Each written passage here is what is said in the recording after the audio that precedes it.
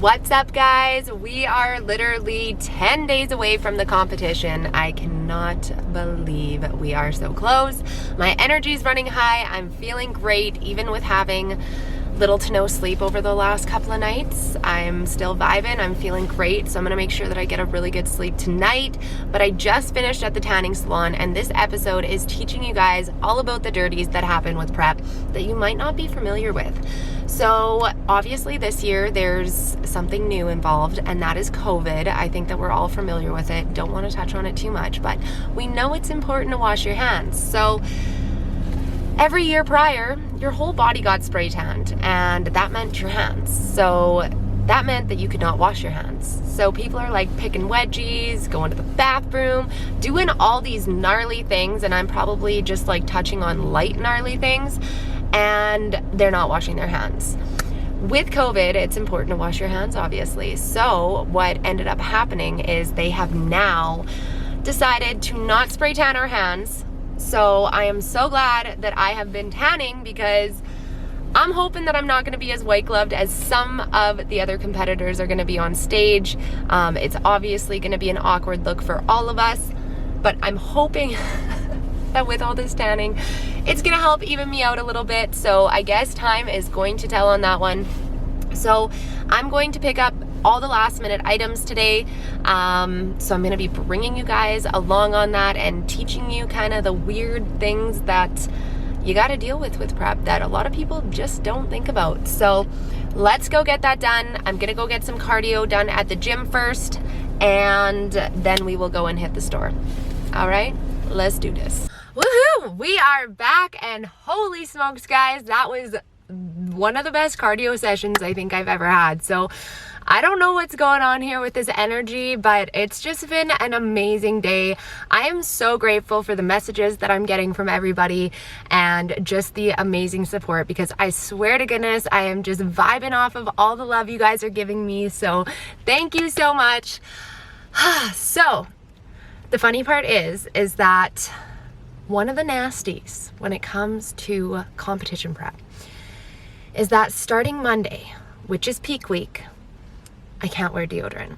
And now I find this really funny because starting Saturday, our gym is implementing mandatory masks for COVID. So it's perfect timing that Sarah won't be wearing deodorant, because I only got a couple sessions left, and everybody's gonna be wearing masks. So you're welcome if you go to my gym. Make sure you wear your mask around me. So that worked out really well. So that is one thing, is that the chemicals in the deodorant can actually counteract with the spray tan, and it'll turn your armpits green. Nobody wants a green armpit, okay? So we are actually going to my favorite store, Marshall's. Now, I promise I'm gonna stay on track to the list, and we are gonna pick up a couple of things. So one of the things that we're gonna pick up is an outfit for me to wear over top of my spray tan. Now, it cannot be red, because the same thing, the red dye does something with the spray tan, can also turn you green from my understanding. Who would have thought that there's so much to it? But let me tell you, you guys do not want to see those scrub instructions. It is a list and a half, but that's another note. So we are going to get that outfit. It needs to be baggy, loose, not red. And then I also need to pick up some sheets, because let me tell you, if that spray tan gets all over that hotel bed, they're gonna charge me. And coming from a girl who her past life was hospitality sales, I know those sales managers are gonna be charging you for those dirty linens. So we're gonna be bringing our own. And honestly, when you're just like starting out in your house, you don't have stacks of stuff. And of course, mom just like finished cleaning out all of her stuff, because she's like, oh, I'll never have to use this. We weren't thinking Sarah needs to dirty some sheets with her spray tan. So we're gonna go pick up those things, and then there's a couple of other odds and ends that we need to get.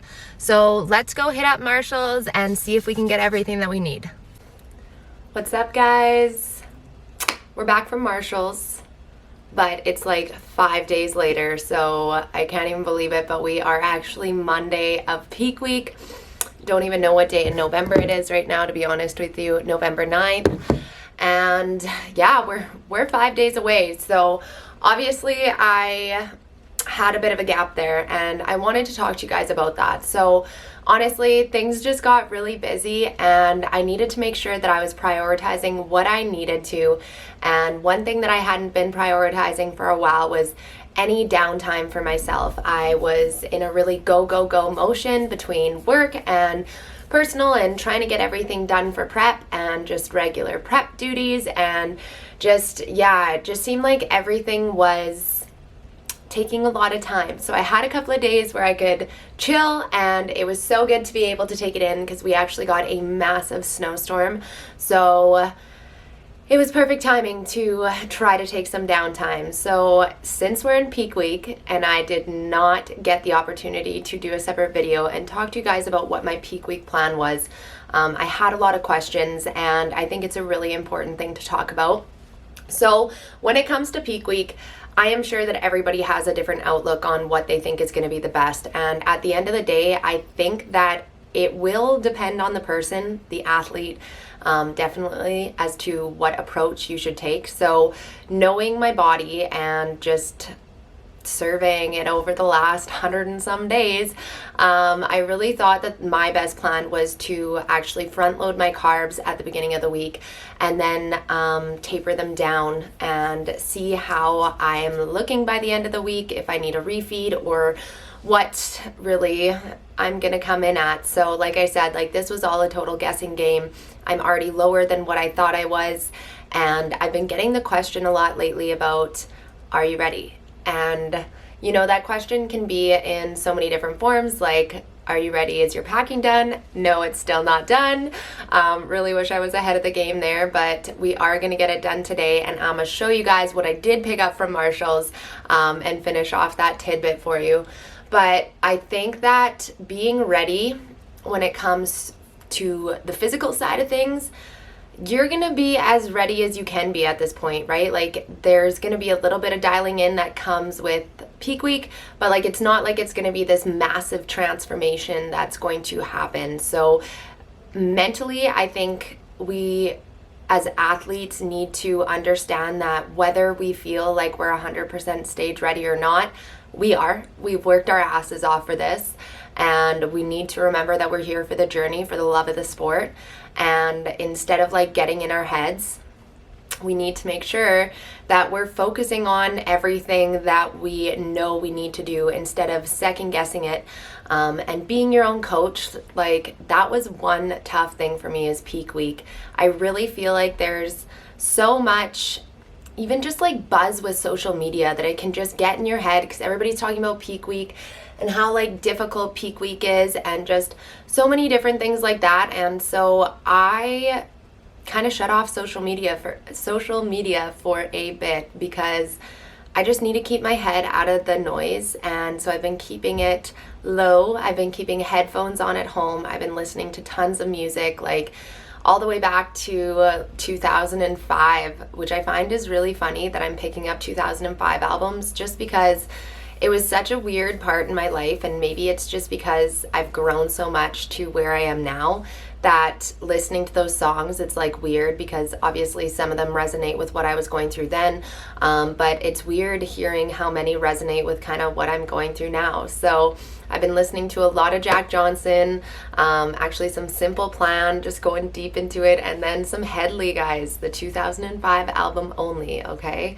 But I'm not one for like really loud screaming music, but I needed this extra push this last little bit compared to just like my regular songs. And I just feel like going back on, like, songs bring you back, you know what I mean? We listen to music for a reason, and there's so much that resonates with us with a song, and you can just hear it all over again, and it's like it brings you back to that moment, right?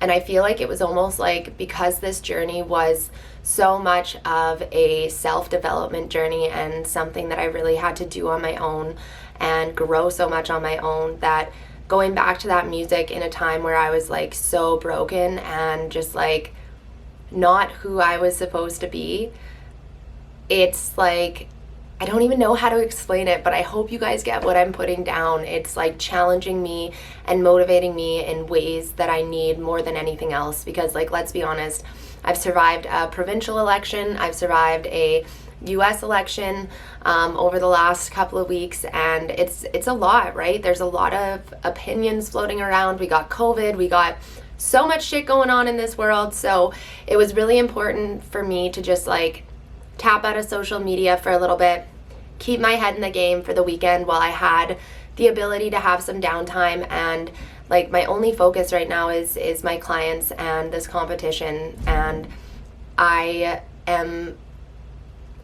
I'm focused. I am feeling ready. I am nervous a little bit, of course. And I just feel like I did have a good plan for the actual prep itself. I feel like, you know, I had a decent plan for peak week. I also didn't mention, like, I'm not cutting water or salt. But yeah, like, I'll go into more detail after everything, because obviously until I see this plan roll out and I can give you guys the ins and outs, because everything's changing daily right now. So really it's just monitoring in on those check-ins and making sure that the bit of adaptation that I'm hoping to see over the next few days happens. So that's kind of my little tidbit about peak week, and just how it's so important, I think, for this week more than anything, to make sure that you have people that you can talk to when you feel like you're struggling. The weather obviously didn't help, as you know from prior episodes. I do not like the cold whatsoever, and it was like, I'm not even kidding you, like 50 centimeters of snow. It was such a crazy snowstorm. So I just need to keep my head focused. I know a lot of people get post-competition blues, but I almost feel like Sarah was rolling through a bit of pre-competition blues, just because of the fact that being my own coach, I had a lot to prepare. I had a lot to go through in my head myself to make sure that I was being honest with myself, that like, okay, Sarah, this isn't legit, like you're just talking shit to yourself, you need to reach out to somebody. Or if it was just like, keep pushing, you might be tired, but you need to keep going until you finish what you need to do. Like, it's just like, peak week has been a complete mind game more than anything else, I think. And you know, we can only be as ready as we are. But like I said, we've prepped for this journey. We are ready. We're just in our heads, so we need to drop it, remember that we're here for the love of the sport and because we love doing this. But I just wanted to be real with you guys. So it's been, yeah, just mixed emotions, and you know, like, not necessarily anything's been bad, but I wouldn't necessarily say that like my head has been as great as what I hoped it would be coming into this week. Like, I thought that this week was going to be like my week of having it, and tomorrow is always a new day, and I'm bringing you guys along for that because it's my appointment day. But yeah, I hope you guys enjoyed hearing kind of like my insight on peak week thus far. It's only Monday, it's just the start, but obviously it was heightened emotions coming into it, and I might have just turned this into a big ramble, but I think that there is some important information here that a lot of competitors can probably resonate with. Just that, you know, life doesn't stop just because it's peak week. Life doesn't stop because you're going through prep. So you're dealing with everything, plus the heightened emotions, plus social media, plus. So it's up to you to make sure that you are keeping yourself focused and having the tunnel vision, which is why I am listening to old albums and keeping my headphones on at home. So let's go get this packing done, because seriously, I should have had it done like a week ago, but shit happens, right? So I'm gonna finish showing you guys the Nasties, and let's go do this. We are finally getting this packing done, guys. I am so pumped that we are all organized and ready to go. So it's time to show you guys what's going in the suitcase. Now, I'm not talking about my regular suitcase that has all the normal stuff that most of us would bring. I am talking about the duffel bag that I'm going to be bringing to the show, because there are some weird things that are going in here that I think a lot of people don't necessarily think of if this is their first competition. So when it comes to our first item, we need to remember that we are going to be spray tanned. So we are going to be going into a hotel with white towels, everything like that. and we do not want to stain them. And so I picked up some nice dark towels. So these are going to be my prep towels now. It's going to be its own little bag, and then this way I'm not going to get into trouble for wrecking any of the hotel stuff, which also brings me on to the sheets, because once you're all tanned up and you're laying in bed, you need to make sure that you are not rubbing all over their nice white sheets. Now, I did not intentionally buy white sheets. It just ended up working out this way. These are supposed to be like cooling sheets, so I'm hoping it's gonna help me in the long run, because again, not wearing any deodorant at this point, so I definitely don't wanna be sweating. So hopefully those will be nice and comfortable. Then I also have my spray tan outfit. So I might wear this, I might wear something else. I still haven't decided, but either way, I'm so pumped with this. It's so cute. So I know that I could just wear this on its own anyways if I wanted to. So we'll see what I end up doing, but either way, I think that that was a steal of a deal that I got from Marshall's. After the show, I am gonna wanna definitely take those shoes off, so I'm gonna be popping these bad boys on. And while I'm chilling at the show, I am going to need music, so I don't have my headphones here just yet, but they will be packed in there. I do have the cord if I need to talk to anybody on the phone to make sure that I'm extra prepared. And then I do also have my nice silk robe that's gonna go in there and keep me warm. So then when we're chilling backstage, I'm gonna have my mirror to help me out, make sure that everything looks good. And then I do also have some bands here in some bags, just in different resistances, so that I can pump up behind stage. So the thing is that we're only gonna be pumping up the upper body. We do not want to draw blood from the upper body to the lower body if we are working on our lower body. Hope that makes sense. So long story short, only gonna be pumping the upper body. So those bands are gonna help me out backstage. Obviously with COVID, we want to make sure that our hands are nice and clean, so I do have some wet wipes. You never know when you're going to need those, as well as some alcohol wipes too. Like the spray tan is going to stain things like the shoes, stuff like that, so always want to make sure that we're prepared. Then I also am going the extra mile, so I love oral care. It's important to take care of your teeth, so you never know when you're going to eat something or feel like something's stuck, and everybody hates that feeling. So making sure that I'm prepared with a toothbrush, toothpaste, and some floss. And then to keep the freshness going, we also have some sugar-free gum. What else is going in this bag? Deodorant for after I'm done, so that I can smell good. I am going to be putting some perfume in my hair, making sure that I'm not getting any on my body, but I'm sure that there's going to be a lot of hugs to other competitors, and I want to make sure that I'm not killing them, so we'll make sure that I smell good. And then the other thing that I really want to note that's important is that we're having to transport from the hotel to the actual sports complex. So I'm going to be tanned up in my husband's vehicle. He's got a beautiful leather vehicle that I do not want to be rubbing any of that spray tan on, so I'm actually going to be packing an extra sheet to put on the seat so that I do not rub against it. So I know this is like going the extra mile, but we need to make sure that we are on the ball here, because the smoother that the day goes, the less things that get wrecked, the better it's going to be in the long run, right? And then to just finish off kind of the nasties for you guys. So I have to pee in a cup, okay? I need to put holes in the bottom of these cups, because once I get spray tanned, I cannot have any dribbles come back on me and wreck my spray tan, because you guys can just imagine that back pose and you got a pee trickle down your leg. Yeah, not cool. So we're gonna be peeing through cups. That was kind of the last nasty thing that I wanted to share with you guys. Obviously there's gonna be makeup and, you know, a brush and different stuff like that to make sure that I can freshen up throughout the day. So that is pretty much all that's going to be going in the duffel bag. But yeah, I thought that hopefully this would give you guys some tips if you were wondering what to pack when it comes to competition days. So that is going to conclude today's video, guys. I can't believe we're this much closer. It is happening for real. So if you like this video, make sure that you give it a like, or possibly even a subscribe if you're feeling nice today. And I will catch you guys on the next one.